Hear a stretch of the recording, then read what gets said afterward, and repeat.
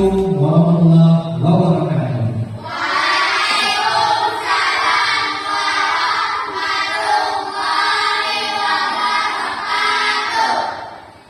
Semangat pagi semua.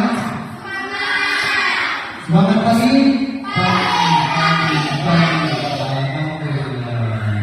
Bagaimana kabarnya hari ini? Apakah sehat?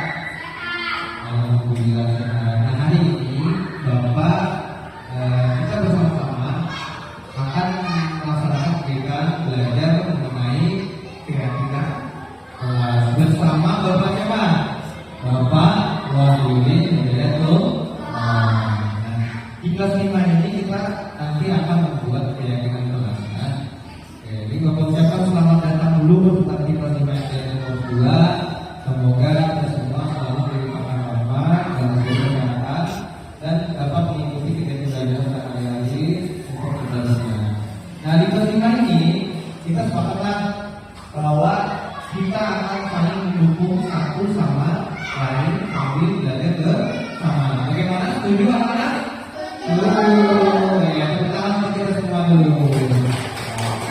Nah, ini yang kita sepakati bersama ya. Kemudian selanjutnya, nah kesepakatan kegiatan hari ini yaitu adalah peserta aktif dalam mengikuti kegiatan. Artinya apa? Kita semua harus bekerja sama aktif. Artinya dalam kegiatan ini kalian jangan kebanyakan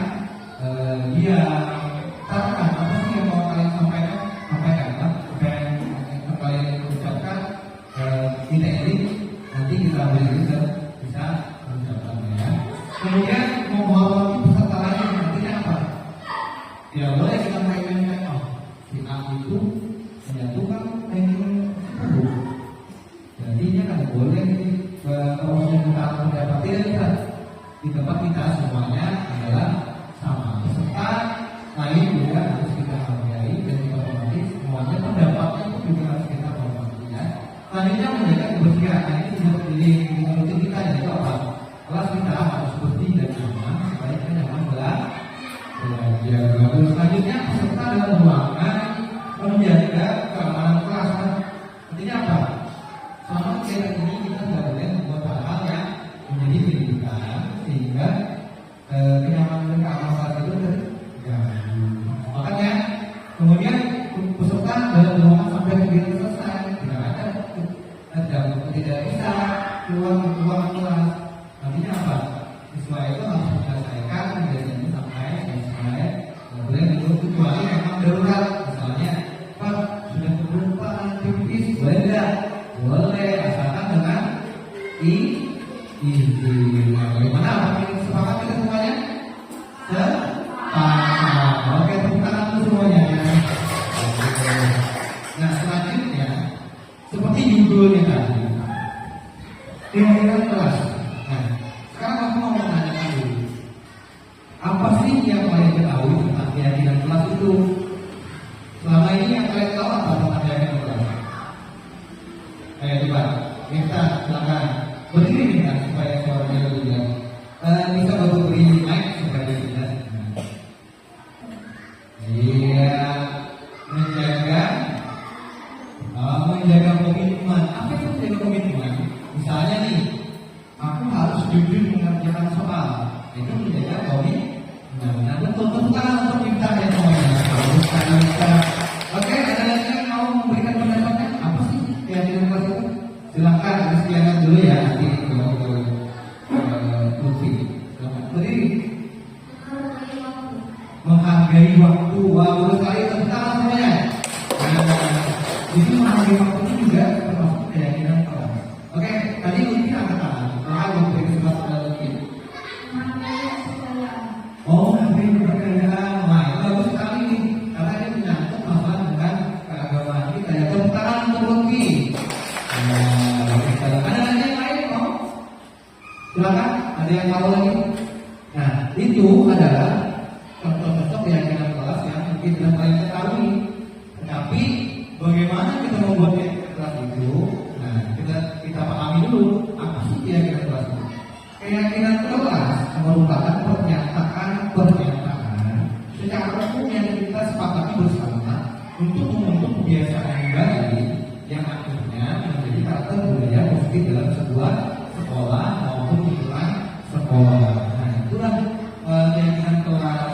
Kemudian bagaimana sih cara membuatnya? Oke, kita lanjut. Nah, sekarang kemana membuat keyakinan kelas? Nah, untuk kelas yang seru dan positif, pertama yaitu Bapak akan menanyakan pendapat publik tentang masalah dan harapan kelas. Jadi apa saja masalah yang selama ini kalian hadapi, kemudian apa saja harapan kalian pada kelas kita itu. Nah, misalnya nih Pak, selama ini kelas kita ini kotor sekali, saya berharap kita bisa menjaga kebersihan. Nah, itu adalah sebuah keyakinan yang perlu kita terapkan supaya menjaga kebersihan tadi. Selanjutnya, apa yang kedua, eksplorasi ide dari murid untuk menyampaikan kelas impian. Inilah yang Bapak lakukan tadi. Nanti Bapak akan mengeksplorasi ide-ide dari kalian untuk apa? Untuk mencapai kelas impian kalian. Seperti tadi, Pak, saya mau kelas kita bersih, saya mau kelas kita itu rapi, kelas kita itu nyaman. Nah, itu adalah impian kalian. Kemudian apa? Kita mau kelas kita itu saling menghargai, tidak mengejek teman-temannya. Itu adalah impian kita. Nah, yang kedua, dan yang ketiga, ambil kesimpulan dari ide tersebut. Nanti Bapak akan mengambil kesimpulan. Bapak akan buat pernyataan-pernyataan yang sederhana dari ide-ide kalian. Nah, nantinya itu akan kita buat menjadi kesepakatan. Selanjutnya apa? Ubah ide menjadi keyakinan kelas. Nah, setelah Bapak ambil ide tadi, kemudian kita ubah menjadi keyakinan kelas yang akan kita tempelkan di ide. Nah, mana itu akan menjadi keyakinan yang harus kita akui bersama. Karena kita bersama-sama membuatnya. Kemudian kita akan menandatangani kontrak. Nah, jadi di dalam keyakinan itu sebenarnya kontrak. Kalian sudah bisa tanda tangan belum? Ya, siapa yang bisa tanda tangan? Tanda tangan coba. 1, 2, oh semuanya yang bisa lihat tanda tangan semuanya dulu. Nah, kita sudah bisa tanda tangan semuanya. Nanti ada teman ya akan meminta dalam kontrak ini. Wah, jadi kalian tidak sembarangan membuat keyakinan ini. Karena karena ada kontrak tanda tangannya. Sehingga semua orang kita ini harus menghati keyakinan tersebut, tidak boleh melanggarnya. Sekarang sudah kalian pahami ya? Nah, kita ada contoh-contoh juga ya. Dan ini ada contoh ide keyakinan kelasnya. Sampai ini ada yang ditanyakan? Siapa yang mau bertanya? Tidak ada. Kalau tidak ada, kita lanjut. Contoh ide keyakinan kelas. Kalau mau buat contohnya, di sini ada idenya ya. Ini belum keyakinan kelasnya, tapi ini baru idenya. Dan nanti akan kita ambil. Oke? Ya. Tempat waktu. Nah, kita mulai kelas tempat waktu agar bisa selesai tepat waktu. Jadi kita mulai misalnya tempat waktu jam 8, maka kita mulainya tepat waktu misalnya jam 12. Nah, itu adalah sebuah ide yang akan memunculkan atau menghasilkan keyakinan kelas. Ya, ada yang tanya tentang waktu? Paham ya semuanya ya? Oke. Lanjut yang kedua, angkat tangan jika bertanya ya. Artinya apa? Kalau mau bertanya, silakan angkat tangan dulu. Kemudian ini berikan ide, baru bertanya. Nah, itu sebuah ide untuk membuat kesepakatan kelas. Selanjutnya apa lagi? Dengarkan teman yang sedang berbicara. Nah, saat teman kita sedang berbicara, kita harus mendengar. Supaya apa? Supaya kita saling menghargai. Yang keempat, tunggu giliran Anda. Artinya apa? Kalau tunggu giliran Anda ini artinya kita harus membayarkan antri yang betul sekali bersama teman-temannya. Kurang jelas tapi bapak mendengarkan. Jangan mau kita kan sudah sepakat bahwa kita akan masuk di kelas ini ya. Nah, tunggu giliran Anda. Angkat tangan dan tunggu giliran Anda. Itu adalah ide untuk orang kelas. Nantinya akan kita membayarkan antri. Kemudian selanjutnya yang kelima. Apa nih? Ayo siapa yang bisa membacakan? Iya, silakan Lutfi. Asal suaranya Lutfi ya. Jaga kerapian. Iya, jaga kerapian. Betul sekali, tepuk tangan untuk Lutfi. Nah, hanya hal-hal yang dibuka selama 2 tahun berlangsung boleh tidak dilakukan.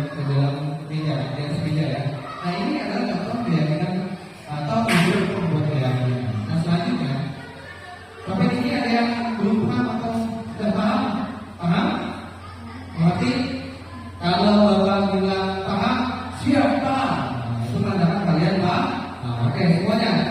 Bagaimana? Apakah sudah paham? Oke, kita ulangi semuanya supaya enak suaranya. Bagaimana? Apakah sudah paham? Paham. Nah, tepuk tangan untuk kita semua. Nah, sekarang ayo kita membuat keyakinan kita sendiri. Karena kita sudah mengetahui apa itu yang kita kemudian kita sudah juga memahami apa sebetulnya atau ide untuk berbagai keyakinan. Sekarang kita ayo membuat keyakinan kelas kita sendiri untuk kita gunakan di kelas ini kelas 5 ya kelas 2. Tapi sebelumnya kita akan melakukan namanya ice breaking.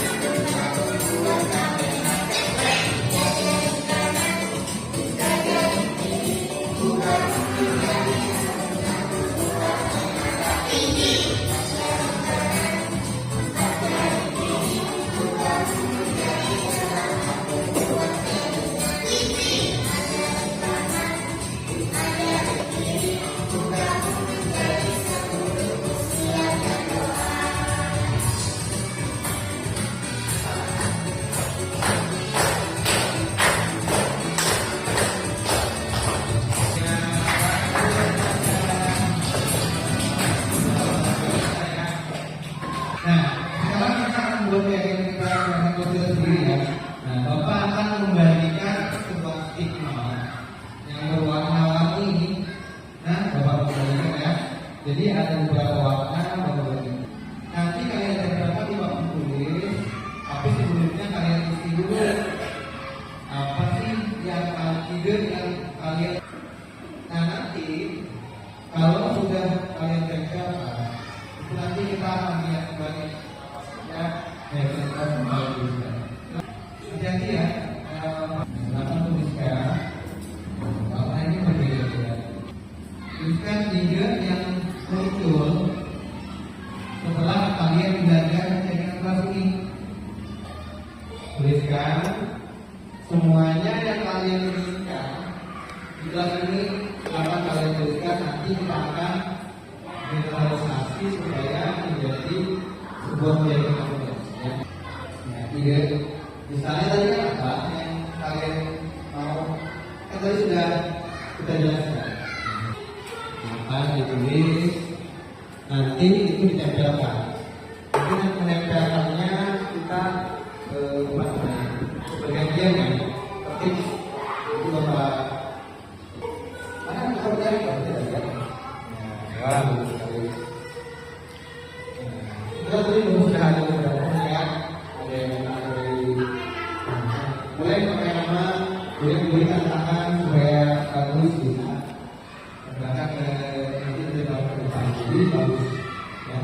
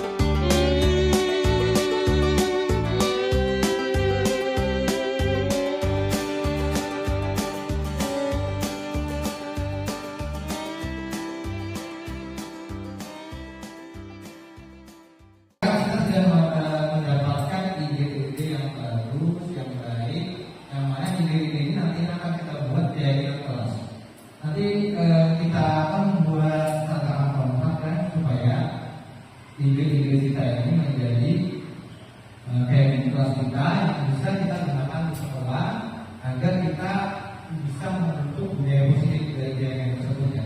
Ini ada beberapa yang sudah mengatur supaya contohnya memakai waktu dari sejarah ya, kemudian menghargai kepercayaan ini bagus nih, karena kepercayaan itu kan fakta kita dan kehidupan sehari-hari beragama.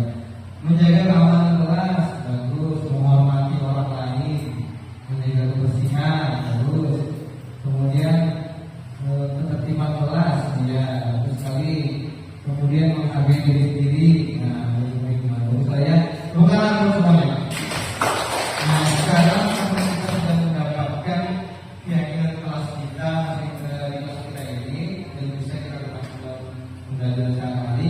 Bapak mau kalian menandatangani kontrak kesepakatan yang mana keyakinan ini kan harus kita jaga bersama agar kita tidak melanggarnya.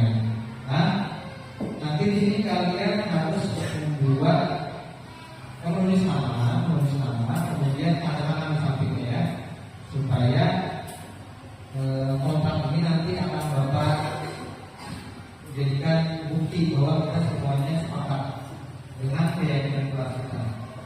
Oke, paham semuanya? Iya. Bagus sekali, tepuk tangan. Nah, sekarang Bapak minta kalian maju ke depan menuliskan nama dan tanda tangan dari paling dekat dulu ya.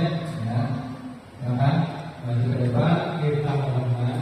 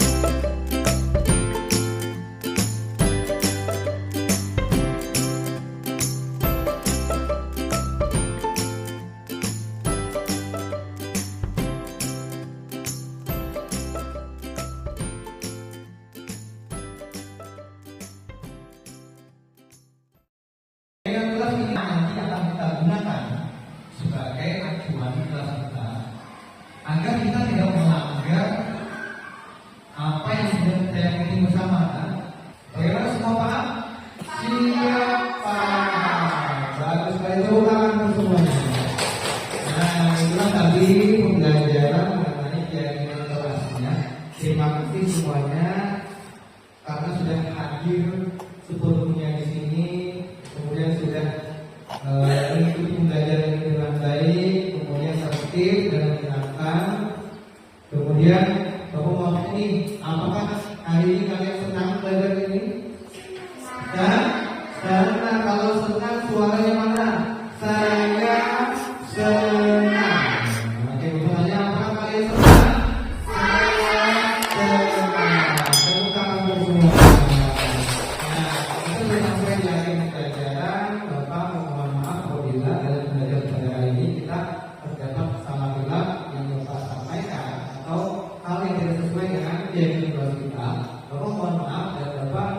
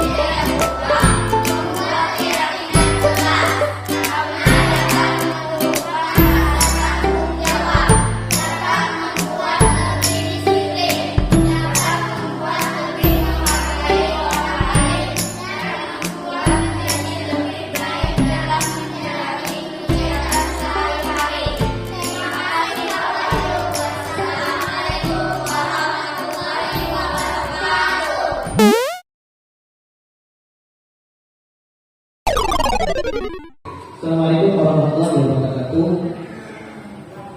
Alhamdulillah bersyukur kepada Allah Subhanahu wa taala yang mana pada hari ini kita masih diberikan kesempatan untuk berkumpul, bertatap dan bersilaturahmi dan diberikan kesehatan, keafiatan sehingga kita menjalani tugas sehari-hari dengan baik. Selawat serta salam juga selalu kita berikan kepada Nabi besar Muhammad SAW dengan mengucapkan Allahumma shalli ala sayyidina Muhammad wa ala ali sayyidina Muhammad. Nah, untuk kegiatan menyebarkan pemahaman dan penerapan budaya positif yang disampaikan oleh saya sendiri yaitu Wahyu Budaya 2 calon guru penggerak angkatan 10 SDN Kemus 2 Kabupaten Banjar. Adapun susunan acara pada hari ini yaitu yang pertama pembukaan membaca bismillah, kemudian sambutan, nanti ada sambutan sedikit dari kepala sekolah, pengawas pembinaan dari pengajar praktik selaku undangan yang telah hadir dalam kegiatan acara penyebaran budaya positif senjata modul 1.4. Kemudian presentasi diskriminasi budaya positif sendiri yang disampaikan oleh ulun sendiri, kemudian doa sekaligus penutup. Untuk menggunakan waktu yang ada, marilah kita sama-sama membuka acara ini dengan membaca Bismillahirrahmanirrahim. Selanjutnya untuk sambutan yang pertama yaitu sambutan kepala sekolah. Untuk kepala sekolah kami berikan waktu 4 dan persilakan.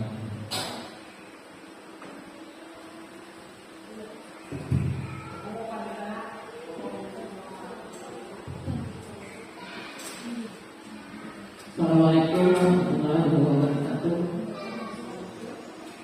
Bismillahirrahmanirrahim. Alhamdulillahirabbil alamin. Wassalatu wassalamu ala asyrofil anbiya'i wal mursalin sayyidina wa maulana Muhammadin wa ala alihi wasallam. Pertama-tama yang dapat kalian bersyukur kepada Allah Subhanahu wa taala yang mana memberikan taufik dan hidayah yang Allah sehingga pada hari ini kita dapat kembali berkumpul di ruang SDN Kemus 2 ini. Yang pertama Bapak pengawas SDN Kemus 2 yaitu Bapak Hendra SPD. Kemudian yang pertama Ibu pengajar praktek itu Ibu Miski Laili ini. Salawat dan salam mari kita panjatkan kepada junjungan kita Nabi besar Muhammad SAW yang mana berkat limpahan taufik dan hidayah dia akhirnya kita dapat mengikuti acara pada hari ini. Calon guru penggerak itu akan nanti menyampaikan yaitu tentang menyebarkan pemahaman dan penerapan budaya positif. Mudah-mudahan cara kita selanjutnya ini dapat berjalan dengan lancar dan dapat menghasilkan sesuatu yang nantinya akan menjadi tujuan akhir dari pendidikan guru penggerak ini. Di sini kami selaku kepala sekolah dan juga mewakili dua guru sangat mendukung sekali dengan adanya program guru penggerak ini.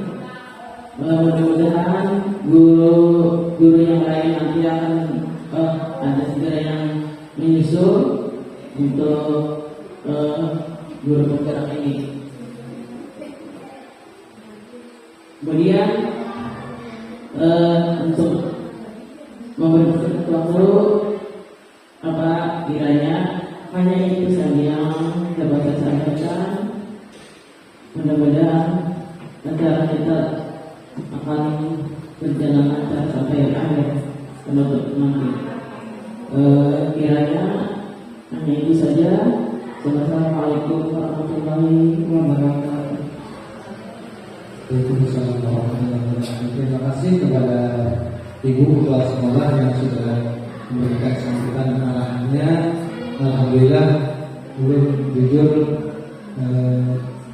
sangat senang kami mendapat apresiasi dari beliau dan dukungan dari beliau dalam kegiatan penyebaran budaya positif ini yang mana nantinya ini insya Allah bermanfaat untuk sekolah kita untuk menerapkan budaya-budaya positif yang akan membentuk karakter siswa nantinya. Mudah-mudahan ini menjadi pemicu bagi kita semua untuk bisa menerapkannya di sekolah. Baik, selanjutnya untuk sambutan yang kedua yaitu sambutan dari Bapak pendamping kepala sekolah SDN pengurus 2 Bapak SPD, kami persilakan. Assalamualaikum warahmatullahi wabarakatuh. Yang berarti Ibu Kepala SD Negeri Pengurus 2, yang berarti Ibu Pengajar Praktek Pendidikan Berbeda Angkatan 10, serta Bapak DPP, Bapak Dewan Guru yang dari SD Negeri Pengurus 2. Alhamdulillah, kembali kita hari ini akan mendapatkan pemaparan yang disampaikan oleh Bapak Mahyudin yang jelas tentang penyebaran, pemahaman dan penerapan diskusi. Ini sangat bagus sekali materi yang disampaikan Bapak Mahyudin, karena ini menyangkut sekolah kita memudahkan tidak panjang lebar, terus saya mendengarkan apa yang mungkin disampaikan Bapak Mahyudin. Makanya itu mengakhiri dengan Wassalamualaikum warahmatullahi wabarakatuh. Terima kasih kepada Bapak pendamping kepala sekolah pengurus 2 yang sudah berhadir pada acara destinasi budaya positif di SD pengurus 2 ini, karena beliau ini adalah role model bagi saya, karena beliau juga lulusan dari guru penggerak yang alhamdulillah saat ini menjadi pendamping sekolah kita, mana beliau juga menyampaikan manfaat-manfaat yang akan didapatkan oleh guru penggerak jika kita mengikutinya dalam kegiatan pembelajaran di sekolah. Baik, untuk sambutan yang ketiga yaitu sambutan dari Ibu Pengajar Praktik kepada Ibu SPDPD untuk dapat kami persilakan. Terima kasih Bapak untuk waktunya. Assalamualaikum warahmatullahi wabarakatuh.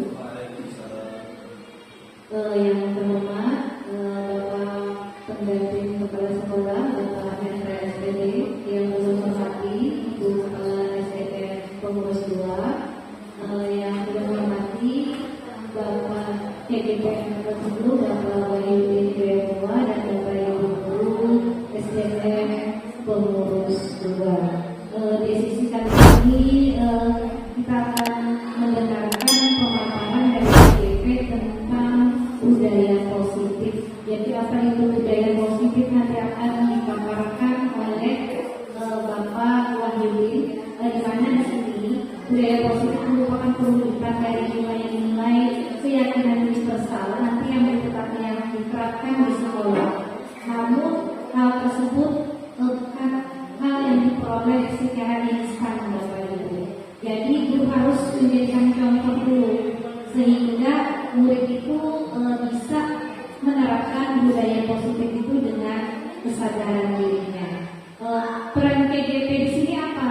Jadi di sini ada peran TGP yang mana hari ini Bapak Wahyudin menyampaikan tentang disiplin positif atau budaya positif. Di sini peran TGP adalah menciptakan budaya positif di sekolah, yaitu nanti beliau sebagai pemimpin pembelajaran dan juga mendorong kolaborasi di sekolah dan juga bisa menjadi mitra bagi pihak sekolah dan warga sekolah serta murid.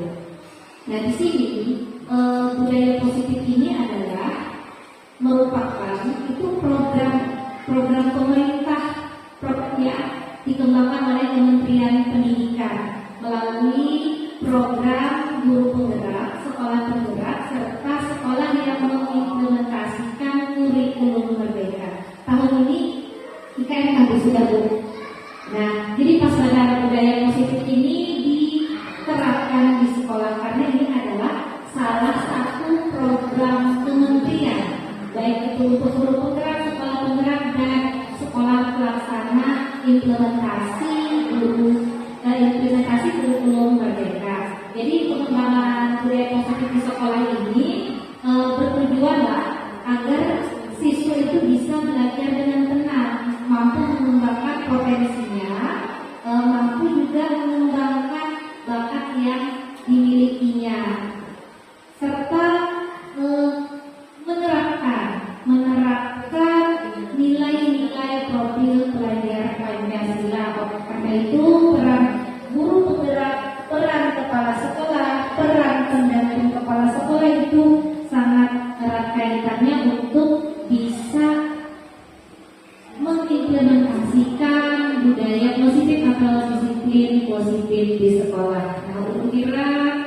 cukup sekian sambutan dari Ulun.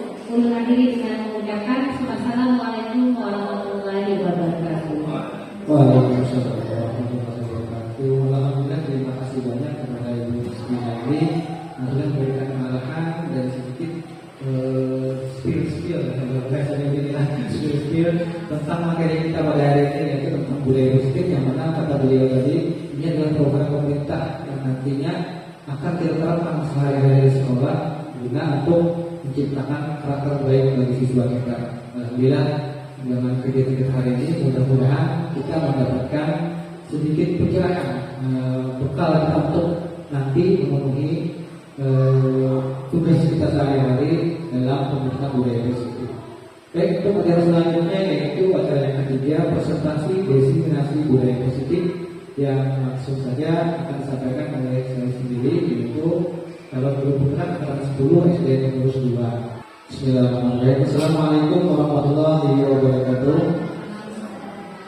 Alhamdulillah, bersyukur kepada Allah Subhanahu wa taala yang mana pada hari ini kita masih diberikan kesempatan, kesehatan dan keafiatan untuk berkumpul dan bersilaturahmi dalam acara penyebaran budaya positif atau pemahaman dan penerapannya. Penyebaran pemahaman dan penerapan budaya positif. Jadi di sini nanti saya selaku calon guru putra angkatan 10 memberikan informasi atau sosialisasi mengenai budaya positif beserta contoh yang telah dilakukan di sekolah ini terkait dengan tugas budaya positif. Tujuan kegiatan pada hari ini, tujuannya adalah calon guru putra dapat menyampaikan pembelajaran dari penerapan konsep inti dari model budaya positif serta pemahaman mereka mengenai konsep-konsep inti dalam modul budaya positif. Jadi di sini tujuannya adalah untuk menyampaikan pembelajaran. Jadi ulun mempelajari budaya positif, kemudian ulun terapkan dan ulun sampaikan kepada Bapak Ibu semua sebagai percontohan, yang mana nanti Bapak Ibu semua akan melaksanakannya juga di kelas masing-masing. Itu harapannya. Yang pertama dulu, apa itu budaya positif? Mendengar kata budaya positif, apa yang kira-kira terbesit di pikiran Bapak Ibu semuanya? Ada yang mau menyampaikan? Boleh, price hand kalau di Google itu biasanya angkat-angkat. Nah, silakan Ibu Rema. Berdiri dulu.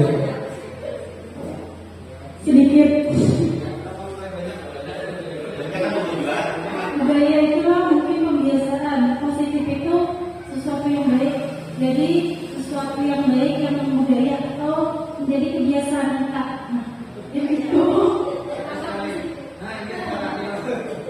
Oke, maksud ulun kalau budaya positif ya hal yang baik ya intinya, aura positif ya. Nah maksudnya kan kalau kita biasa pasti terbiasa. Kalau apabila kita biasa ya pasti terbiasa. Misalnya ada biasa itu kan jarang dilakukan apa-apa, jadinya ada terbiasa. Kalau kita biasa karena terbiasa, jadinya sesuatu yang apa itu kurang kalau kita dikerjakan. Contoh kayak sebagian misalnya, kita perjalanan misalnya loh, sudah waktunya bisa, udah yang singgah saya cepat wisata mana, sekarang kan biasa nggak singgah, saya pulang kan oleh ada terus, wah ribet ya, singgah pulang ya. Tapi kan kita nggak sembahyang, kita hendak memohon Tuhan, kalau agama kita kan harus sholat, intinya baik, terima kasih. Untuk Ibu Rema dan Ibu Fatimah. Alhamdulillah, ternyata sudah paham sebenarnya pemikiran kita. Tentu sebenarnya. Ini kenapa? Karena ulun sendiri membuat itu sebenarnya bahkan mungkin lebih bisa daripada ulun sih cuma memfasilitasi. Nah, jadi luar biasa Bapak Ibu semua di sini dari contoh dari Ibu Rema dan Ibu Megawati itu memang benar. Artinya apa? Budaya positif itu adalah budaya yang baik yang sudah terbiasa kita laksanakan. Karena kita terbiasa maka kita tidak berat lagi melakukan itu, dan itu akan membudaya. Nah, kita lihat juga. Nah, menurut cara kita, budaya positif, budaya itu merupakan sebuah sistem ide gagasan, rasa, tindakan serta karya yang dibiasakan manusia dalam kehidupan bermasyarakat. Nah, jadi itu berbagai macam tindakan, ide atau gagasan yang dihasilkan manusia dalam kehidupan bermasyarakat. Kemudian budaya positif. Nah, sambung dengan positifnya. Positif itu kita tahu semua itu pasti hal yang baik biasanya. Kecuali positif apa yang ada baik beberapa tahun yang lalu tuh positif COVID-19. Nah itu hal yang negatif lah. Kalau yang lainnya itulah positif. Kita harapkan budaya yang positif itu yang baik, bukan yang negatif lah. Merupakan perwujudan dari nilai-nilai atau keyakinan universal atau umum yang diterapkan di sekolah. Budaya positif diawali dengan beberapa hikmah tentang teori kontrol. Selama ini barangkali kita sebagai guru merasa berkewajiban mengontrol perilaku murid agar memiliki perilaku yang sesuai dengan yang kita harapkan. Kita tuh merasa aku ini harus mengontrol ini, nah supaya ini baik. Nah itu mungkin itu pandangan kita. Tapi apakah itu sesuai dengan budaya positif? Nanti kita lihat. Nah, di dalam budaya positif itu ada konsep-konsep kuncinya, yaitu yang pertama perubahan paradigma belajar. Nah, nanti kita sudut pandangnya akan diubah supaya sesuatu yang baru. Kemudian disiplin positif. Nah, nanti ada disiplin positif. Kemudian motivasi perilaku manusia. Kemudian kebutuhan dasar manusia. Yang ketiga kebutuhan manusia. Posisi kontrol, restitusi, keyakinan kelas dan segitiga restitusi. Nah ini kegiatan yang akan kita jabarkan. Tapi nanti semuanya akan terbuka dengan lebar dan terjelaskan setelah kita belajar bersama. Mudah-mudahan semuanya tetap semangat belajar ini. Oke, selanjutnya, nah yang pertama adalah perubahan paradigma belajar. Oke, mari kita bereksperimen. Nah, di sini ada eksperimen. Contoh, lihat ada instruksinya. Bapak Ibu semua, kami minta untuk berpasangan. Nah, berpasangan aja dari pasangan aja. Nah, Bapak Ramadan dari pasangan, lawan Bapak Awas. Berpasangan, oke. Berpasangan Ibu Bapak dalam pengajar praktik. Nah, gitu. Nah, salah satu dari rekan Bapak Ibu, salah satunya itu membuat tulisan pada kertas. Nah, ada kertas yang tadi, kertas stiker mana dia? Nah, dalam yang belum ada tuliskan apa yang paling berharga bagi Bapak Ibu di situ. Misalnya berharga banget ini misalnya anak misalnya. Nah ini udah kelas kita terlihat. Atau misalnya orang tua. Nah bisa juga ayah, ibu, atau misalnya emas bisa boleh. Apa ini yang berharga bagi Bapak Ibu? Tuliskan. Singkat aja kita cepat aja dulu.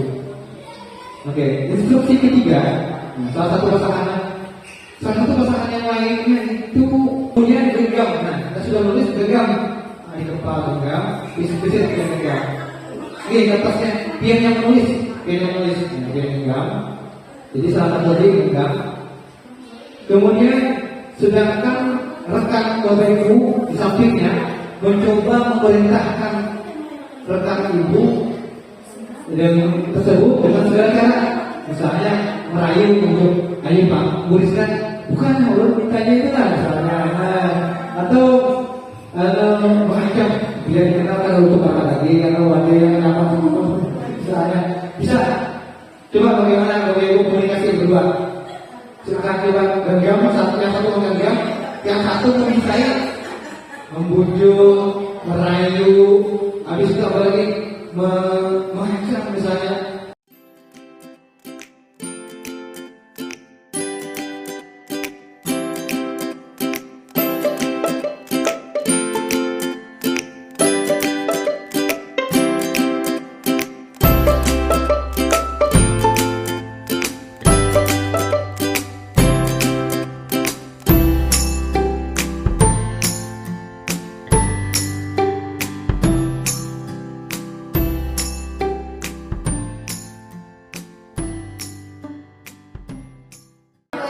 Nah, bagaimana tadi mau kan? Tidak mau, sudah tadi diajak makasih Bu, jadi kita belanjaan bilang mata pulang udah oke, nggak keliling kan? Kalau ini bisa nggak mungkin? Tepuk tangan untuk Ibu sudah menjelaskan jelas.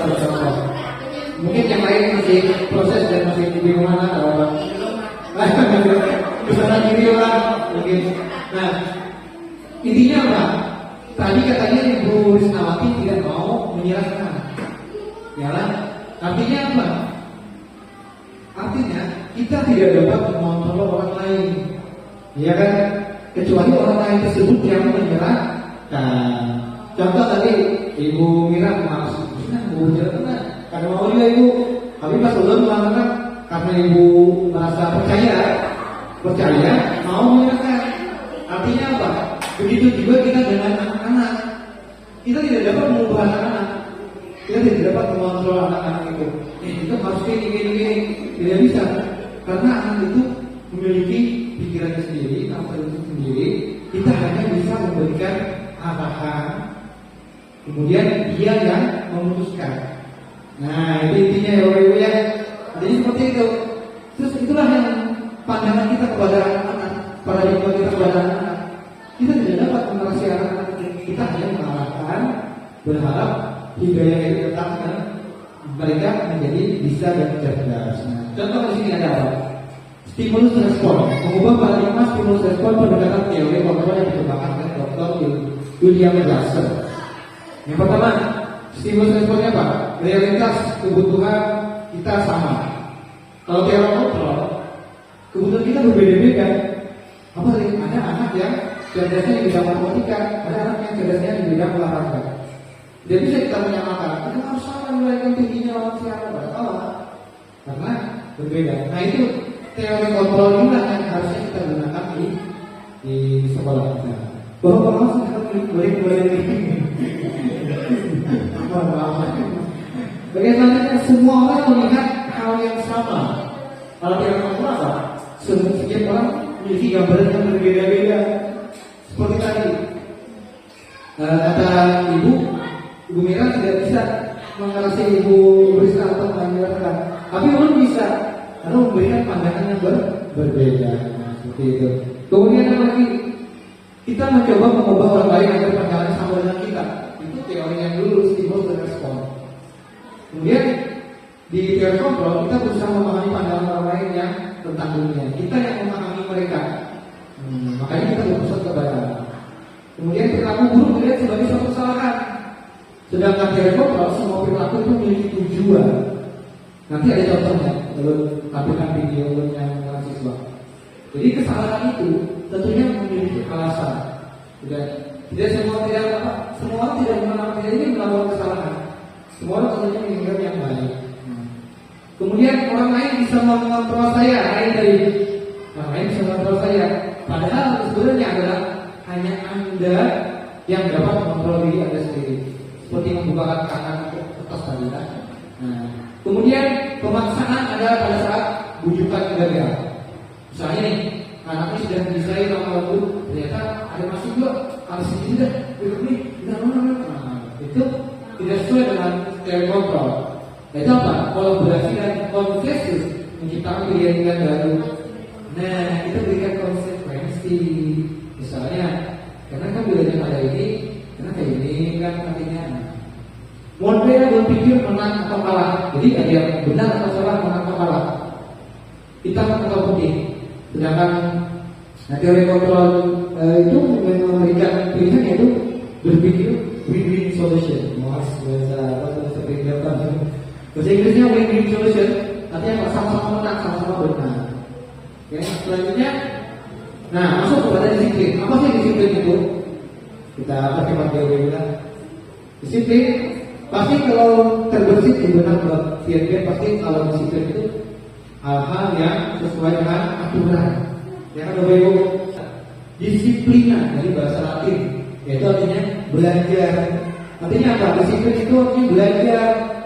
Jadi disiplin yang kita harapkan semua itu adalah dengan cara belajar dulu, tidak langsung. Tidak bisa itu langsung hari ini kita buat peraturan, hari ini sudah dilaksanakan dan tidak boleh gagal. Tidak bisa, kita belajar dulu, membiasakan dulu. Itu yang berkaitan dengan disiplin. Kemudian dari sifat pelaku, disiplin ini membuat orang menggali potensinya menuju sebuah tujuan apa yang dihargai. Dia menilai disiplin itu dengan apa yang dihargainya. Apa sih yang membuat dia disiplin, apa yang dihargainya. Kemudian namun dalam budaya kita, maka disiplin itu telah berubah menjadi sesuatu yang dilakukan pada orang lain untuk mendapat kepatuhan. Kita harus mendisiplinkan ini ya. Artinya apa? Anak ini harus patuh. Nah itu yang tertanam di diri kita lah, yang biasa kita pahami. Jadi di sini menghubungkan kata disiplin dengan ketidaknyamanan, bukan dengan apa yang kita beri atau pencapaian suatu yang mulia. Jadi anak itu tidak nyaman, iya dia patuh tapi dia tidak nyaman. Maka ketika kita tidak ada, maka dia tidak akan melakukannya. Nah itu disiplin yang masih belum sesuai dengan yang kita kontrol. Nah disiplin merupakan suatu cara penerapan disiplin bertujuan mengajarkan anak untuk bertanggung jawab, menumbuhkan nilai-nilai kebajikan yang mereka hargai sendiri, nah, gitu kan. Nah disiplin positif berarti disiplinnya hal yang terbaik. Selanjutnya di sini ada tabel disiplin positif, teori kontrol. Nah ini nanti belum bagikan ini, karena ini penghubung dari materi-materi kita. Selanjutnya nilai kebajikan. Nah, nilai kebajikan, apa sih nilai kebajikan? Kalau kita mendengar kebajikan, kalau pertama jujur mendengar kebajikan itu pahlawan kebajikan dari kan dari itu ada film superhero. Nah, pahlawan kebajikan. Oh, nah, film-film dari itu ternyata itu memang benar. Kebajikan itu adalah hal-hal yang baik. Nah, di sini nilai-nilai kebajikan atau sifat-sifat positif manusia yang merupakan tujuan nilai mulia yang ingin dicapai setiap individu. Jadi nilai mulia itulah yang dicapai, kita masukkan dalam nilai kebajikan ini. Nanti ini menjadi salah satu indikator dari budaya positif tersebut. Nah, nilai kebajikan yang ingin dicapai oleh setiap Indonesia yang kita kenal, contohnya seperti tadi profil pelajar Pancasila. Yang pertama itu beriman, bertakwa kepada Tuhan Yang Maha Esa, berakhlak mulia, mandiri, bernalar kritis, berpendidikan global, bergotong royong dan kreatif. Selanjutnya berikutnya ada motivasi perilaku manusia. Apa sih motivasi perilaku manusia? Motivasi adalah dorongan. Nah, itu adalah dorongan yang datang dari manusia dengan kesadaran atau ketidaksadaran untuk melakukan sesuatu yang berkaitan dengan tujuan tertentu. Nah, tujuannya adalah apa? Perilaku yang baik sesuai dengan kebajikan tadi. Nah, di sini ada beberapa poin. Yang pertama itu untuk menghindari ketidaknyamanan. Apa yang akan terjadi apabila saya tidak melakukannya? Nah, itu motivasi perilaku manusia. Jadi anak itu dia akan bertanya-tanya, kalau aku tidak melaksanakan peraturan ini atau keyakinan keras ini, apa yang terjadi? Dia menimbang-nimbang. Anak-anak itu dia menimbang-nimbang. Kemudian untuk mendapatkan imbalan dari orang lain atau institusi, misalnya apa yang saya dapatkan kalau saya melakukan, misalnya tadi diberi hadiah. Biasanya kan kita beri hadiah anak-anak, kalau bisa jawab beri hadiah. Nah, reward, maka anak-anak itu akan terbiasa. Jadi ternyata memberi hadiah itu pun masih belum optimal. Nah, seperti itu. Kemudian untuk menjadi orang yang meningkatkan dan menghargai diri sendiri dengan nilai yang mereka percayai. Nah, saya akan menjadi orang seperti apa bila saya melakukannya. Itu juga dipertimbangkan oleh Islam. Kemudian, nah, perilaku manusia itu berkaitan dengan kebutuhan dasar manusia.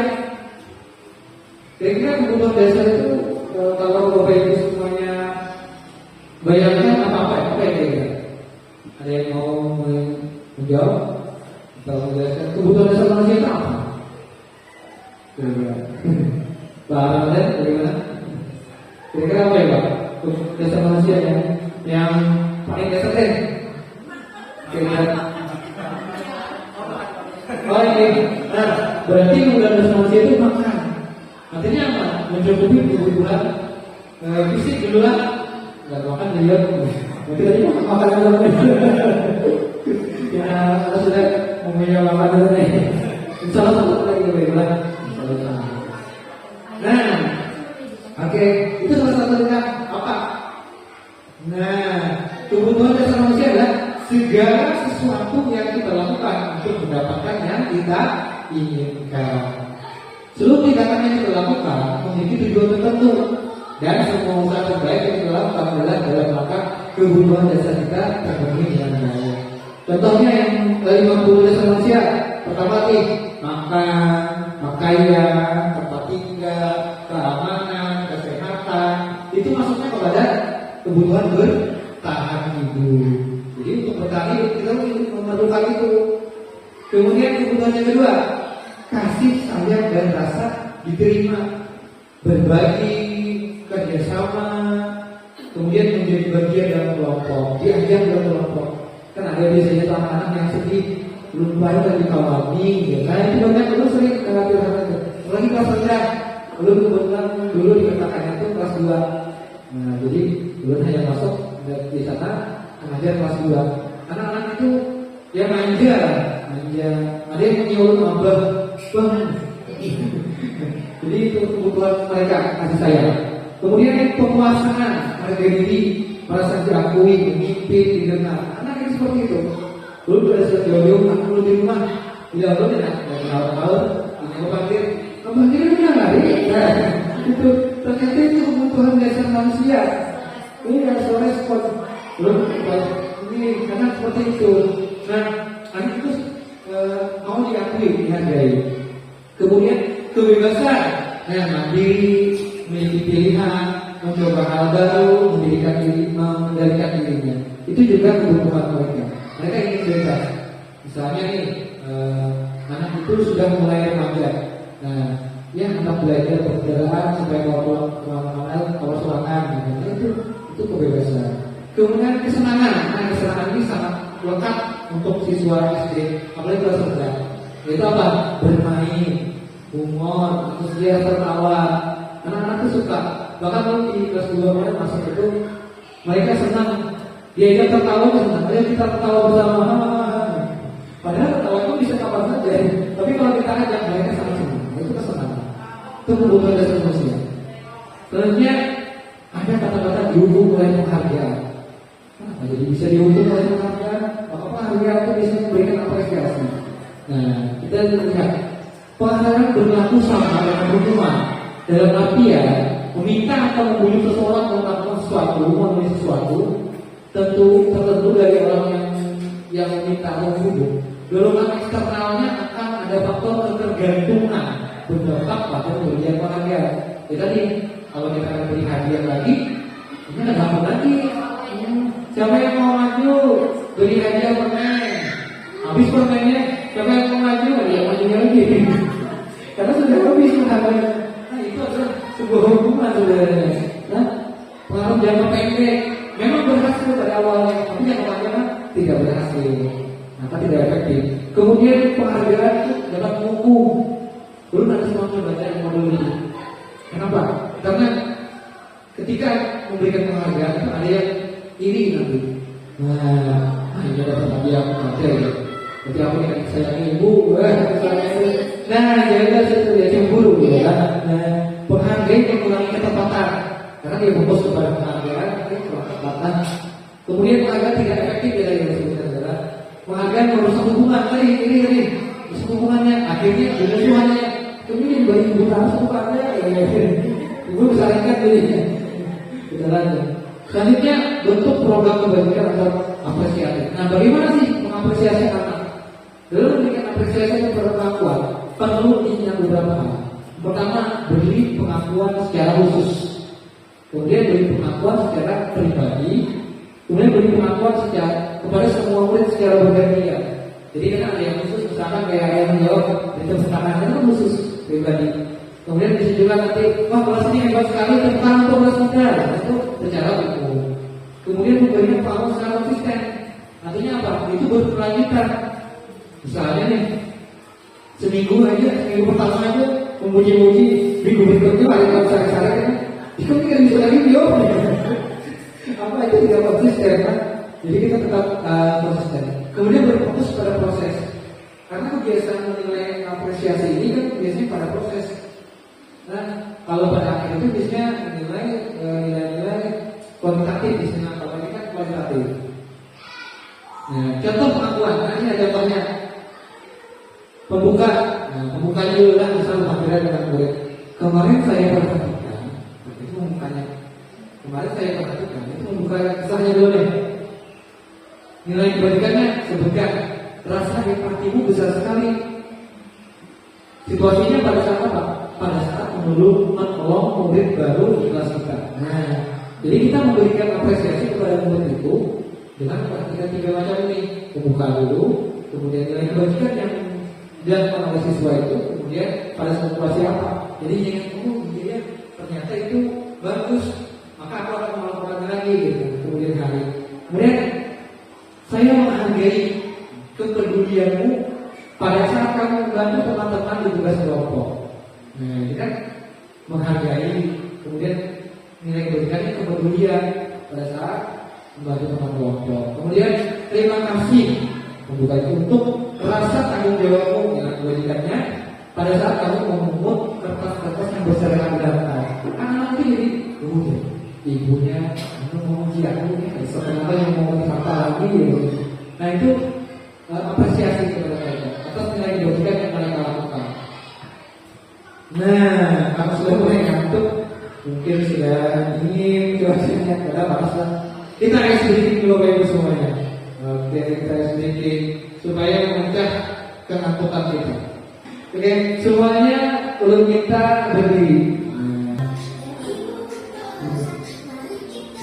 Ini kayak senang kita juga, tapi 3 putar. Nah, ini bola lagi kalau itu suara berdiri. Terus yang keempat.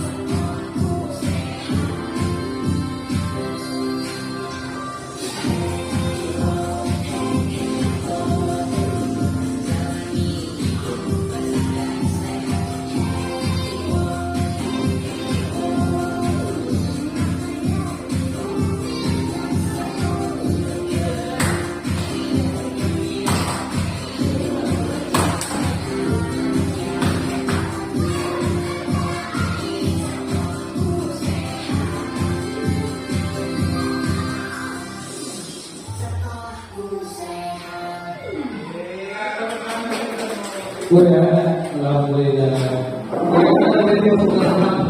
Apakah semangat atau makin liur? Ini hampir masuk. Alhamdulillah. Oke, kita lanjutkan Bapak Ibu ya. Jadi senam sehat soal saya itu baru dulu atau kita itu bisa kita buat dia pakai di kelas. Misalnya anak-anak itu senang, itu biasanya suka bergerak. Walaupun bukan dulu olahraga, tapi kita mengajak untuk bergerak. Oke, selanjutnya posisi kontrol restitusi. Nah, materi selanjutnya ini Pak, kayaknya harus berbeda.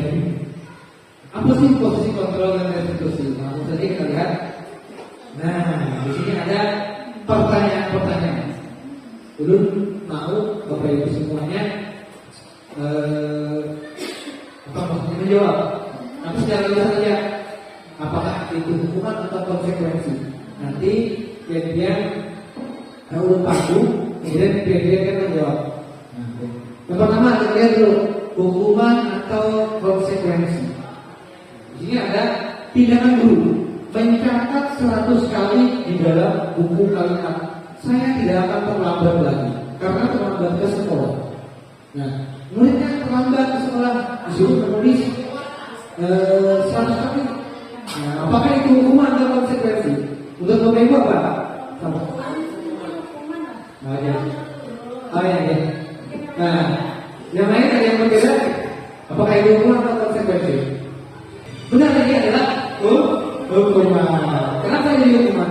Karena itu tidak efektif. Yang kedua, lari mengelilingi lapangan basket 2 kali karena terlambat hadir ke sekolah. Bagaimana Bapak Ibu? Apakah hukuman atau konsekuensi? Kegiatan yang mengelilingi lapangan 2 kali lapangan itu karena terlambat itu adalah sebuah hukuman. Iya, kamu akan coba semuanya. Tidak ada yang salah menakali, semuanya menang-menang.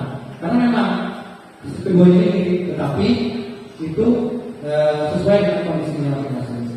Nah, selanjutnya yang ketiga, membersihkan coretan yang dibuatnya di media tulis. Bagaimana? Bagaimana Pak Madan? Membersihkan coretan yang dibuatnya di media tulis. Itu sebuah konsekuensi karena dia sudah melakukan coretan Pandangan kalau adalah itu konsekuensi. Benar kata Bang Madan itu memang konsekuensi. Kenapa? Karena di situ sebagai tanggung jawab dia, untuk tanggung jawab dia, karena telah mencoret itu maka dia juga yang harus membersihkan. Jadi bukan hukuman atas kesalahan yang dilakukan, tapi karena untuk memperbaiki. Nah, akhirnya dia diberikan konsekuensi. Selanjutnya, murid diminta untuk push up 15 kali karena tidak menggunakan masker ke sekolah. Nah, bagaimana? Ayo, ibu kali ya. Iya, ibu bagaimana? Ayo. Jadi di sini tadi dikatakan bahwa murid diminta untuk push up 15 kali karena tidak menggunakan masker. Ini pro-kontra kalau berulang. Kita berkata itu memang harus karena waktu itu mungkin COVID, ya. Tapi kita berkata itu bagus untuk disiplin dia. Tapi misalnya itu orang baik juga kan dulu istilah orang yang kurang ya masker itu kan dibuki kayak kena. Tapi kan kalau untuk disiplin bagus aja sih. Tapi misalnya kalau meminimalisir ada kayak gitu, kita yang bersedia memberikan 10.000 kan berapa masker itu dulu tuh. Kekotaan yang bagus itu ada 10.000 loh. Jangan pakai masker nih dibuki. Besok-besok ingat pakai masker dan pakai baju untuk telur. Iya, sekali tepuk tangan untuk Ibu Megawati. Alhamdulillah. Jadi kita satu-satu langsung coba.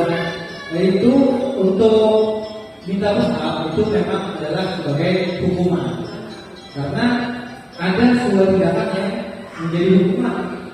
Karena tidak menggunakan masker. Padahal kata ibu ini kan bisa ditukarkan. Ya, sebagai pembelajaran. Ya, baik. Tadi yang selanjutnya menggantikan kertas tugas teman yang telah dicoretnya. Ayo, baik ibu, bagaimana? Menggantikan kertas tugas teman yang telah oh ini ada konsekuensi. Wah, ini bukan oleh ibu Sulawesi sudah jelas karena dia merusak kertas tugas temannya maka dia harus mengganti. Ini adalah konsekuensi. Kemudian berjemur di lapangan basket pukul 12 siang karena ngobrol dengan teman. Nah, ini kira-kira apa ya ibu? Ayolah, tapi kalau kita lihat semuanya yakin papa ini hukuman lebih banyak. Jadi hukuman karena itu menyakiti lah. Bila sudah dijemur dulu panas, kecuali ini kira-kira panas sudah. Perbedaan itu sangat minim sekali, tapi kalau kita sudah mulai mempelajari pasti insyaallah akan mudah dipahami. Nah, di sini ada hukuman konsekuensi restitusi. Nah, nanti kita ke restitusi yang terakhir. Hukuman itu bersifat tiba-tiba. Nah, dalam tindakan adalah tiba-tiba, mendadak. Murid tidak tahu apa yang akan terjadi. Dia tidak tahu, tapi dapat hukuman. Nah, sedangkan konsekuensi dia sudah tahu. Kalau saya melakukan ini, maka saya akan memberikan ini. Nah, itu perbedaan hukuman dan restitusi kalau konsekuensi. Nah, ada pun restitusi itu lebih tinggi lagi. Ya, seperti juga. Karena dia melakukan sesuatu yang salah, maka dia harus memperbaikinya. Itulah restitusi. Pembayaran ini memiliki tujuan salah satunya untuk tanggung jawab. Nanti dia akan tanggung jawab karena kita sedang pelajari hal itu. Nah, ini ada 5 posisi kontrol untuk restitusi. Yang pertama, penghukum. Nah, dulu sebagai penghukum, seorang penghukum bisa menggunakan hukuman verbal maupun fisik. Misalnya tadi, ustaz, verbalnya apa? Itu biasa terlalu. Itu hukuman verbal. Itu tidak bagus kan? Kita menghindari menjadi penghukum. Mudah-mudahan kita bukan orang yang menghukum. Nah, itu tujuan kita. Pembuat rasa bersalah. Nah, biasanya guru akan bersuara lebih lembut, membuat orang yang merasa bersalah. Misalnya seperti ini, kepada melakukan hal ini karena mereka ada apa maksudnya? Jadi Rasulullah misalnya kayak karena kau kayak gini kan mengalami. Nanti bagus sebenarnya, tapi anak itu akan apa namanya? Membantu kembali mendampinginya, usaha tidak percaya diri lagi jadinya, menyetok. Nah, akhirnya bisa menjadi guru dagang ada itu kan. Kemudian posisi peran, ada guru yang berposisi sebagai peran. Guru tidak akan menyakiti murid, namun tetap berupaya mengontrol murid melalui persuasi. Misalnya nih, ayo Pak, gawe juga sedang demi ibu. Misalnya, ibu ini suka dari kamu, tolong Pak, hargai ibu, lain sebagai peran. Itu juga bagus, tapi nanti dia akan terlalu akrab dengan kita dan maka kita pertama dulu lagi misalnya ya, itu jadi masih belum efektif. Kemudian pemantau, posisi pemantau berdasarkan peraturan, dan konsekuensi. Misalnya di pengawas juga, aku pengawas lagi. Pengawas. Jadi pemantau itu kita berusaha untuk mengawasi apa yang dilakukan oleh murid. Selalu itu kedua ini, itu pemantau. Nah, yang kita inginkan apa? Posisi yang terakhir itu manajer. Guru sebaiknya menjadi manajer. Nah, posisi mentor di mana guru berbuat sesuatu bersama murid. Jadi kita tuh melibatkan dia, melibatkan murid kita, apa yang kita inginkan, kita libatkan dengan dia, kita sampaikan. Nah, mempersilahkan murid bertanggung jawab mendukung murid untuk menemukan solusi dari permasalahannya sendiri. Nanti ada contohnya baik. Jadi murid itu kita tanyai nanti supaya dia bisa menemukan solusi sendiri. Nah, barulah kita akan membuat keyakinan kelas. Apa itu keyakinan kelas? Keyakinan itu pasti hal yang kita percayai, kita yakini, kita pegang dan juga pedoman. Nah, itu yang kita buat di kelas. Nah, keyakinan kelas merupakan pernyataan secara umum yang kita sepakati bersama untuk membentuk kebiasaan baik yang akhirnya menjadi karakter budaya positif dalam sebuah kelas, sekolah maupun komunitas. Guru berperan dalam mewujudkan terbentuknya keyakinan sekolah atau kelas dengan membuat kesepakatan antar guru dan murid. Nah, tadi kalau memperhatikan kita tidak tahu apa yang akan terjadi kalau dia melakukan itu. Kalau keyakinan kelas kita sudah memberikan dan kita bersama-sama dari muridnya. Nah, kan kita sudah sepakat kemarin seperti ini. Artinya anak-anak itu menyadari bahwa tindakan itu akan mendapatkan konsekuensi dan resiko. Nah, terakhir kita masuk ke segitiga restitusi. Langsung saja Ibu, hemat waktu. Segitiga restitusi adalah proses menciptakan kondisi bagi peserta didik untuk memperbaiki kesalahan mereka.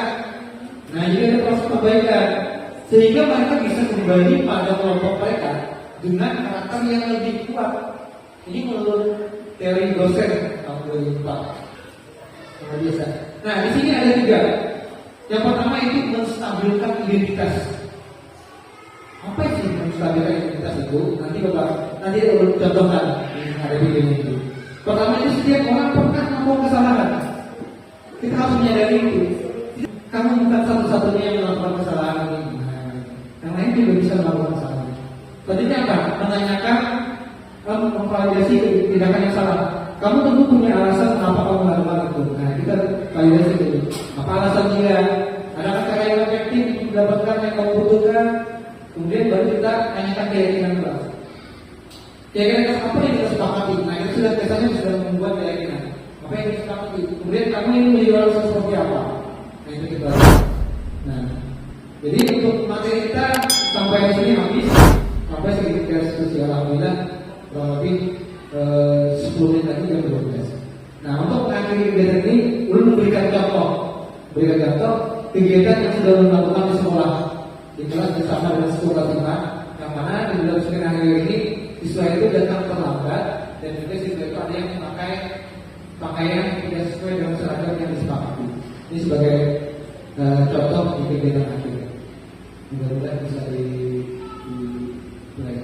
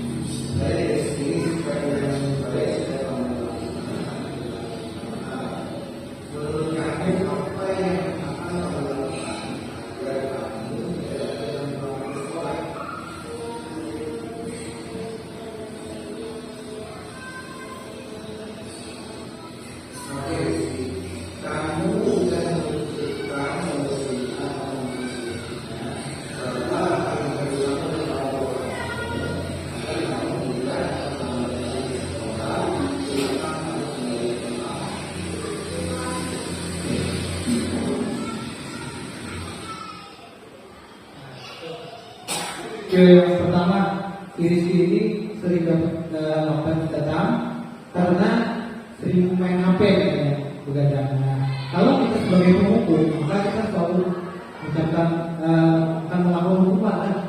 Kamu datang terlambat, kamu berdiri di depan kelas tidak boleh masuk. Kalau kita sebagai teman, maka kita hanya Rizky ini bapaknya yang langsung tadi, itu kan sebagai teman. Kalau kita sebagai media, kita menanyakan dulu, kamu kenapa diulangkan, kemudian sampaikan identitas dia dulu. Jadi kita menenangkan dia dulu. Kalau kita tidak menenangkan dia, pasti takut. Dipanggil bapaknya, takut. Tenangkan dulu, tenang Rizky. Semua orang juga tidak pernah melakukan kesalahan. Maka kamu melakukan kesalahan ini juga hal yang wajar. Nah itu adalah kalimat yang menenangkan bagi dia dulu. Kemudian baru tanyakan, kenapa ini terlambat? Beri pertanyaan yang agar dia bisa memberikan solusinya sendiri. Jadi dia sendiri yang menemukan solusinya, bukan kita. Dia sendiri. Ketika dia menemukan sendiri solusinya, maka dia akan meyakini itu dan memperjuangkan itu. Nah seperti itu. Caranya supaya anak itu kita di posisinya sebagai manajer untuk menghadapi. Kemudian kita contoh kasus yang kedua.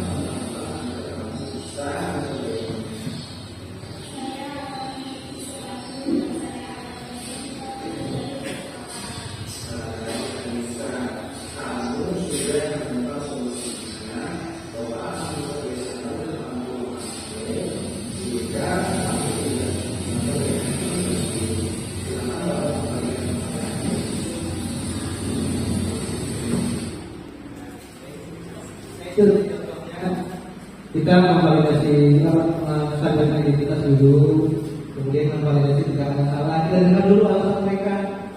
Kan tidak semua orang tidak mau melakukan kesalahan sebenarnya kan pada dasarnya. Jadi kita dengarkan dulu apa sih keluhan mereka sehingga melakukan kesalahan itu. Baru kita memberikan pertanyaan yang membuat dia melakukan solusi sendiri dan berkomitmen untuk terus memperbaiki dan mentaati jalan kelas tersebut. Itulah dari budaya-budaya positif yang kita terapkan yang akhirnya menuju kepada tiga institusi yang mana nanti ini akan mengubah pandangan kita kepada siswa dan juga mengubah pandangan siswa kepada kita. Jadi mereka tidak lagi takut karena aku dihukum. Karena mereka bisa, bahkan mereka bisa curhat tentang kelulusan mereka. Oke, itu materi yang terakhir. Alhamdulillah itu sudah sampai di penghujung acara. Sekarang, sesuai janji dulu tadi, kita ada kuis lagi. Nah, siap-siap Bu Ibu. Ada kuis yang terakhir. Oke, siap-siap. Siapa yang mau menjawab? Di sini ada tebak gambar. Tebak gambar yang bersambung-sambung lah. Kira-kira apa ya jawabannya Ibu? Ini kuis terakhir kita. Yang bisa jawab baru tadi ya. Oke. Kira-kira bayangan berdua. Boleh salah. Ini menurut saya.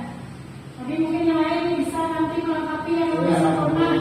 Kalau sebagai gambaran, orang hanya penggunaan yang mungkin salah. Iya. Dan dari situ itu ada orang menarik. Itu tali seperti tarik tambang, ada KTP, ada huruf C, ada huruf E, ada bulan. Nah, kalau menarik kesimpulan itu suatu tulisan pencapaian. Ke-nya ada ke, C-nya C, itu diambil huruf E, ada bulan. Kan? Jadi pencapaian.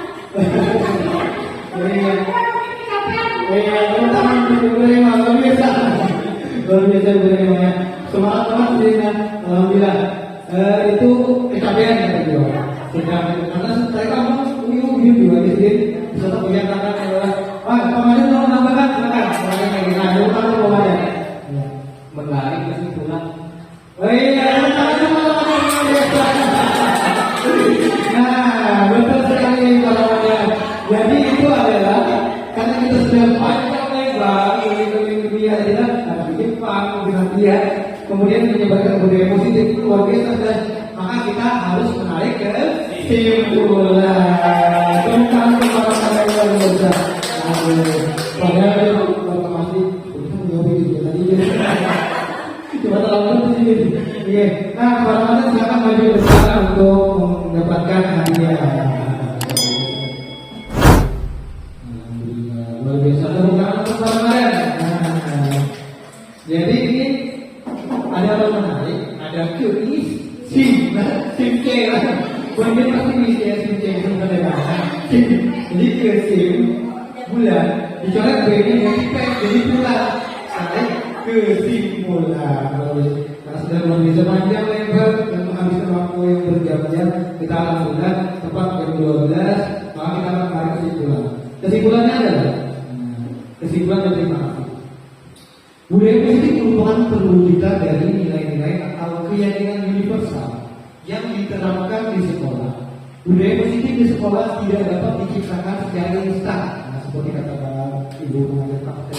Dalam penerapan budaya positif di sekolah diperlukan tuntunan dan tawaran dari seorang guru. Guru harus menjadi contoh yang baik sehingga murid dengan kesadaran sendiri akan mengikuti apa yang dilakukan oleh guru. Semoga kita semua dapat menjadi salah satu yang bergerak dan menggerakkan budaya positif di sekolah kita tersebut agar tercapai tujuan-tujuan kita berkaitan dengan visi-visi dari sekolah kita. Itulah yang dapat saya sampaikan. Mohon maaf atas segala gelap.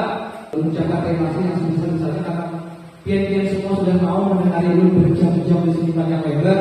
Kita doakan semoga kita semua diberikan kesehatan, keafiatan, dan terus dapat melaksanakan hal-hal positif yang berkaitan dengan budaya positif di sekolah kita, terutama di SDN nomor 2. Itu yang dapat saya sampaikan. Bila itu boleh, Assalamualaikum warahmatullahi wabarakatuh.